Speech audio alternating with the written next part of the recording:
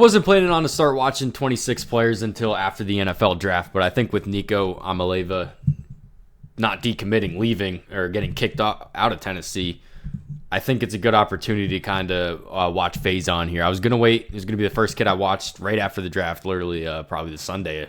But I think it's a better time to watch now. So, guy I'm familiar with, already watched him, not on the channel, but very good player. Very excited to take a deep dive into the tape today. So I'm going to get started.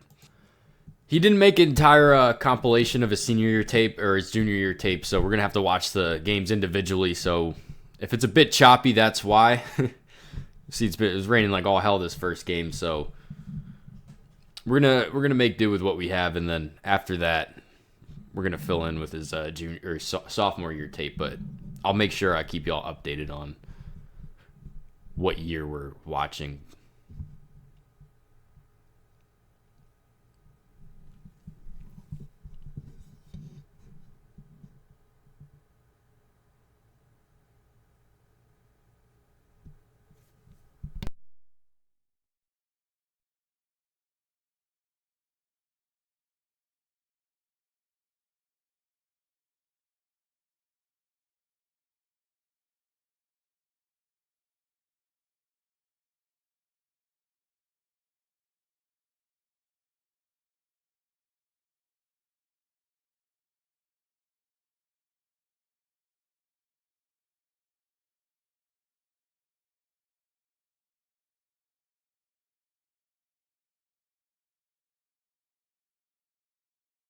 So the first thing that stands out to me is his frame. You know, Jared Curtis is the only guy we watched so far. He was 6'5".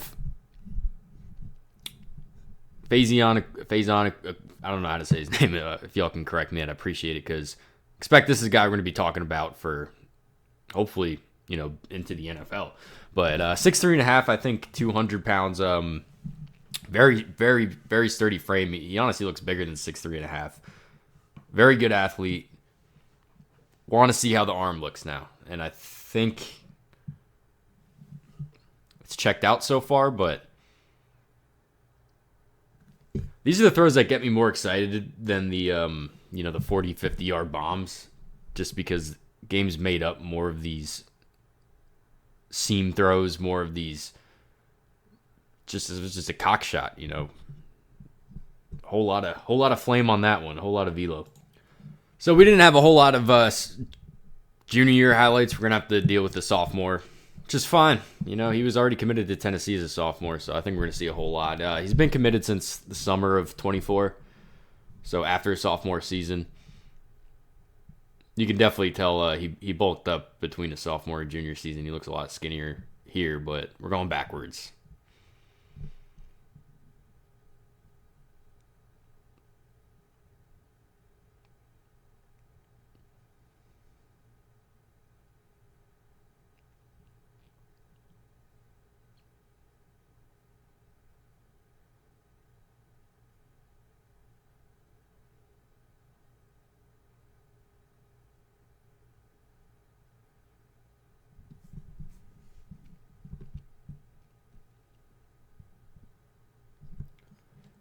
So you got some quarterbacks that are good athletes. I think you watch. I'm just gonna keep bringing up Jared Curtis. He's the only kid in this class I've watched so far.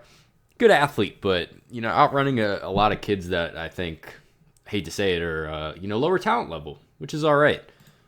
He doesn't make the schedule, but I think right here, this burst right here, I think this kid's gonna run a legit 40 time when he's first on campus. And remember, this is his sophomore season. So this is a 16-year-old we're watching right here. Very good athlete, very good arm. Can't really ask much more from a high school quarterback. Then the conversation becomes, how's the throwing motion? I'm just going to tell you straight up. I'm not at a point where I can tell you whether I like it or not. I just don't know enough about quarterbacking. I can tell you if it looks awful and is more of like a slingshot. But kid like this, I don't know. You guys tell me, the quarterback coaches out there. How's he setting his feet? All that kind of stuff.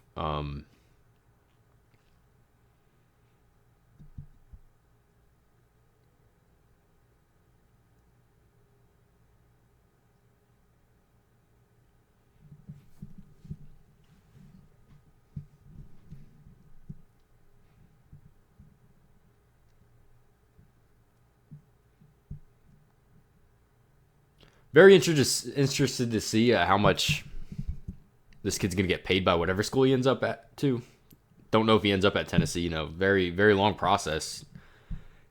Early commitments, sometimes they don't work out, but still a ways off from December.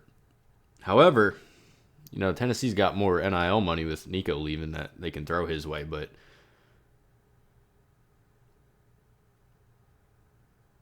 Michigan just paid a rookie freshman. Kid's gonna be a freshman next year. He's getting paid, and I think both him and Jared would be the best quarterbacks in the 25 class.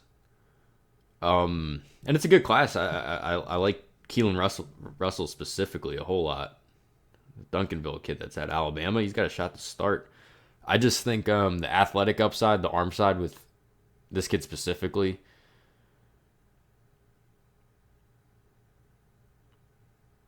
it's a whole lot to like, in my opinion.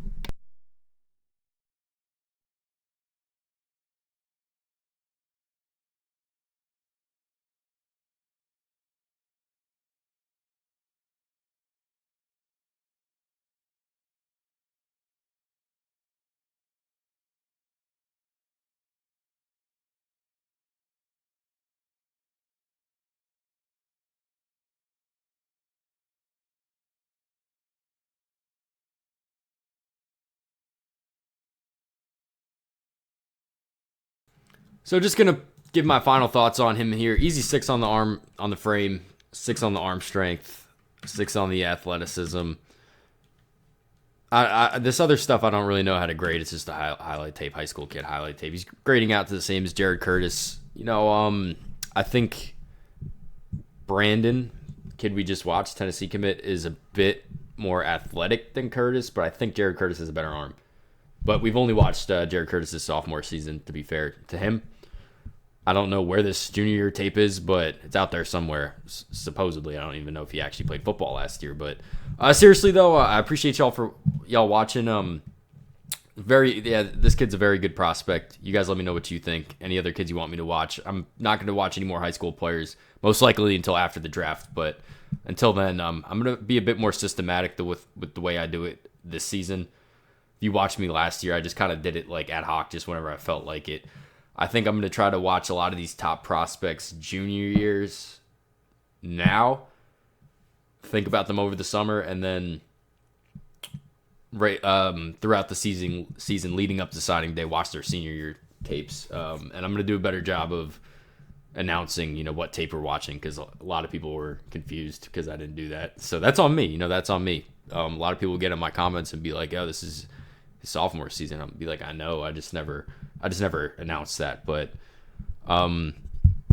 we deal with what we have. We don't have every kid's junior, senior year tape. But thanks for watching, and feel free to comment what you guys think about this kid. I think this one's should be a pretty easy one. I really